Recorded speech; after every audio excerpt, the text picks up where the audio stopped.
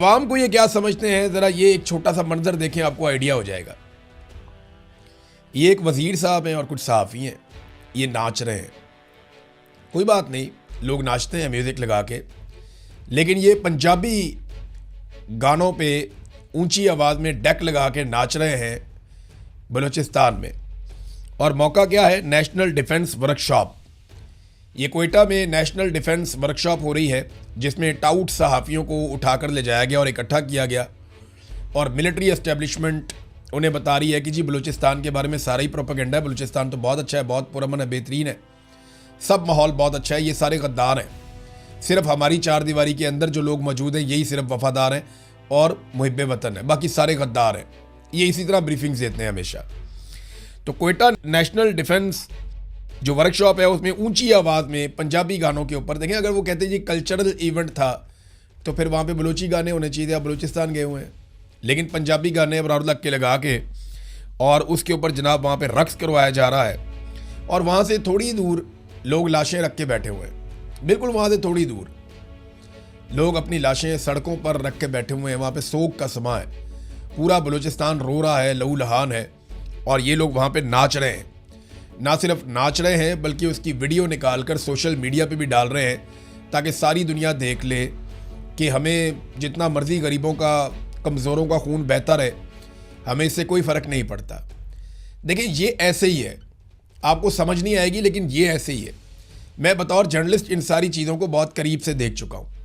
ये जो ऊंची ऊंची दीवारें हैं ना एस्टेब्लिशमेंट की बनाई हुई, इन दीवारों के उस तरफ हमेशा जश्न का समा रहता है।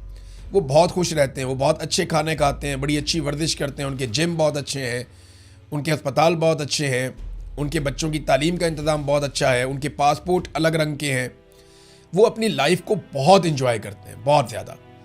लेकिन जैसे ही वो इस दीवार से बाहर निकलते हैं तो वो अपने चेहरे के ऊपर थोड़ा सा गम ले आते हैं, ताकि बाहर बैठे हुए जो आम लोग हैं वो बेवकूफ़ बने कि जनाब ये भी हमारे गम के अंदर दुबले हुए जा रहे हैं। ऐसा नहीं है। चार दीवारी के उस तरफ जश्न रहता है हमेशा, ये बहुत इंजॉय करते हैं। वहाँ पे हर दिन ईद का है, हर रात शबरात की है, लेकिन चार दीवारी के बाहर हर तरफ आग लगी है, लहू लहान है। चाहे वो बलूचिस्तान है, चाहे खैबर पख्तूनख्वा के कबायली इलाके हैं, चाहे वो आज आज़ाद कश्मीर है, हर तरफ एक दुख है, एक रंज है, एक तकलीफ है। लेकिन चार दीवारी के अंदर कितना सुकून है, ये एक छोटा सा मंजर आपको बता रहा है। देखिए ये लोग कैसे एंजॉय कर रहे हैं, महफूज दीवारों के पीछे ये लोग जश्न मना रहे हैं। और इस वक्त फजलुर रहमान के लिए चौहान को, वो क्या नाम है, ओन को, और काले चैनल के मुलाजमीन को, सोशल मीडिया की जितनी भर्तियाँ की हैं उन सबको लॉन्च किया गया, लेकिन वो मुकाबला नहीं कर पा रहे। वजह पता क्या है? जो भी मिलिट्री एस्टेब्लिशमेंट के जुल्म के खिलाफ खड़ा होगा, चाहे वो पाकिस्तान में सबसे गैर मकबूल है, फजलुर रहमान साहब ने इतना बड़ा जुल्म किया हुआ है इस कौम के ऊपर। रजीम चेंज ऑपरेशन के मरकजी किरदार थे जर्नैलों के कहने के ऊपर, लेकिन फजलुर रहमान की अच्छी बात यह है कि उन्होंने बाद में बता दिया, जब जर्नैलों ने उन्हें इक़्तिदार में हिस्सा नहीं दिया तो फजलुर रहमान साहब ने बता दिया कि यार मैंने जर्नैलों के कहने के ऊपर रजीम चेंज ऑपरेशन किया था, इन्होंने बुलाया था और बुला के हमें इसका सारे गेम का हिस्सा बनाया था।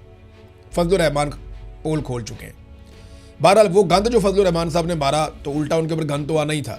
अब फजलुर रहमान साहब बहुत बदमज़ा हैं, लेकिन हैरत की बात यह है कि इंतहाई गैर मकबूल होने के बावजूद पब्लिक उनके साथ खड़ी हो गई, पाकिस्तानी फजलुर रहमान के साथ खड़े हो गए, क्योंकि एस्टेब्लिशमेंट के खिलाफ जो भी खड़ा होगा ना, पब्लिक उसको सपोर्ट जरूर करेगी, क्योंकि वो जुल्म के खिलाफ और जालिम के खिलाफ खड़ा हुआ है। कश्मीर में नाजरीन एहतजाज को 40 दिन हो गए, अंदाजा कीजिए आप, और कश्मीरी हार नहीं मान रहे। रोज़ाना रैलियां निकालते हैं, रोज़ाना एहतजाज करते हैं, उनके धरने वहाँ पे जारी हैं। आसिम मुनीर साहब का जो रजीम है वो हर शोबे में, हर जगह पे और तमाम महाजों के ऊपर नाकाम होता चला जा रहा है। एक छोटी सी कामयाबी उनके गले पड़ी थी, एक तो ये कि पाकिस्तान एयरफोर्स ने इंडिया के चंद जहाज़ गिरा दिए थे, वो भी एयरफोर्स ने गिराए थे, तो आसिम मुनीर साहब खुद फील्ड मार्शल बन के बैठ गए, और ना सिर्फ फील्ड मार्शल बन गए बल्कि ताहयात इस्तिस्ना भी इसी चक्कर में ले लिया, इन्हीं तरमीम करवा के। एयरफोर्स के वो पायलट हैं, उनका कोई जानता भी नहीं है जिन्होंने वो तैयारे गिराए थे। तो एक तो ये एक कामयाबी उनके गले पड़ी थी, लेकिन उसका वो पाकिस्तान की फ़ौज को या पाकिस्तान को फ़ायदा देने की बजाय उन्होंने ज़ाती फ़ायदा ले लिया। और दूसरा जो एक सालसी वाला एक रोल उन्हें मिल रहा था, वहाँ पे अब ईरान ने कह दिया जी वो तो MOU इस्लामाबाद वाला ख़त्म हो गया, अमली तौर पे दोबारा वहाँ पे जंग लगी हुई है।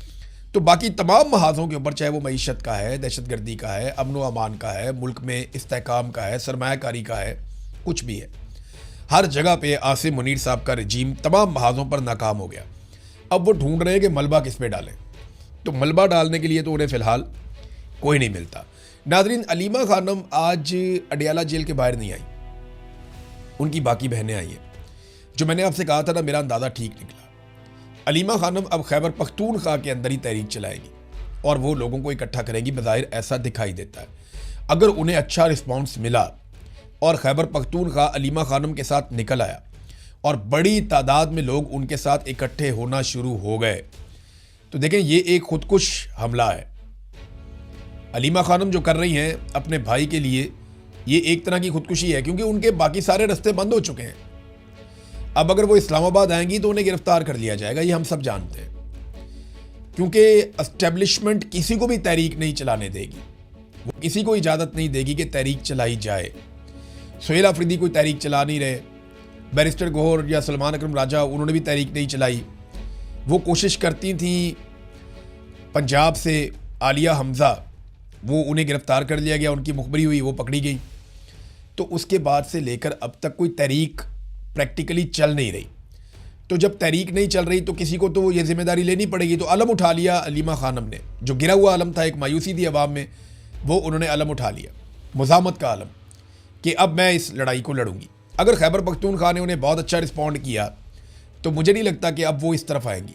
अब वो बाकायदा लश्कर लेकर आएंगी, और लश्कर जो ये कह रहे हैं वो वाला लश्कर नहीं, मुसल्ला लश्कर नहीं, जो लड़ाई लड़े वो लश्कर नहीं, ये एहतजाज करने वाला एक पुरअमन लश्कर वो लेकर आएंगी। देखें, आज़ाद कश्मीर की सूरत हाल आपके सामने, बलूचिस्तान की आपके सामने, खैबर पख्तूनख्वा में लोगों में, पंजाब में बहुत बेचैनी है। लोग चाहते हैं कोई उन्हें लीड करे। तो अलीमा खानम की एक हिकमत अमली है, आने वाले दिनों में आपको आइडिया हो जाएगा।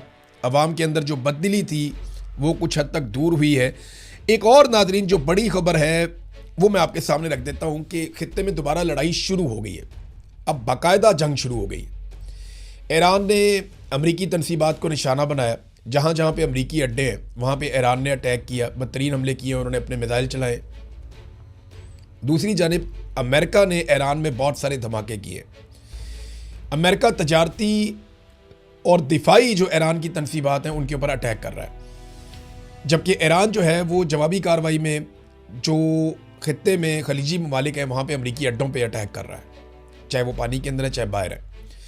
डोनाल्ड ट्रंप ने ये जो 20% वाला काम शुरू कर दिया ना, इस पर अमेरिका में डोनाल्ड ट्रंप को बहुत सारे लोगों ने मना किया था, लेकिन डोनाल्ड ट्रंप ये कहते हैं कि हम अगर इस पूरे इलाके की नाकाबंदी कर दें तो यहाँ से जितने भी कंटेनर्स निकलेंगे या टैंकर्स निकलेंगे या जितने भी यहाँ से बहरी जहाज़ निकलेंगे आपने हुर्मुज़ को अबूर करके, हम उनसे 20% अगर एक टैक्स वसूल करें, एक फ़ीस वसूल करें, तो हम ठीक ठाक पैसा बना सकते हैं। वो इसको एक इकनॉमिक मॉडल के तौर पे देख रहे हैं डोनाल्ड ट्रंप। तो ये तो एक बहरी कज़ाकी वाला काम हो गया ना कि जनाब हमें खराज दे के गुजरो वरना हम यहाँ से गुजरने नहीं देंगे। दुनिया वहाँ से पहले मुफ्त गुजरती थी, अब डोनाल्ड ट्रंप मांग रहे हैं 20%। ईरान कहता है जी हम एक मामूली फ़ीस लेंगे और वो भी नेविगेशन के ज़ुमरे में लेंगे, तो हम तो कोई आपके ऊपर टैक्स भी नहीं लगा रहे। अब ये फड्डा पड़ा हुआ है कि आबना हुर्मुज़ पे कंट्रोल किसका होगा और यहाँ पैसे कौन बनाएगा। बहरहाल जंग जो है वो दोबारा से अब शुरू हो गई है और बाकायदा दोनों जगहों पे धमाके हो रहे हैं, ख़ास तौर पे ईरान में। अब तक के लिए इतने, अपना ख्याल रखिएगा, अपने इस चैनल का भी। अल्लाह हाफ़िज़।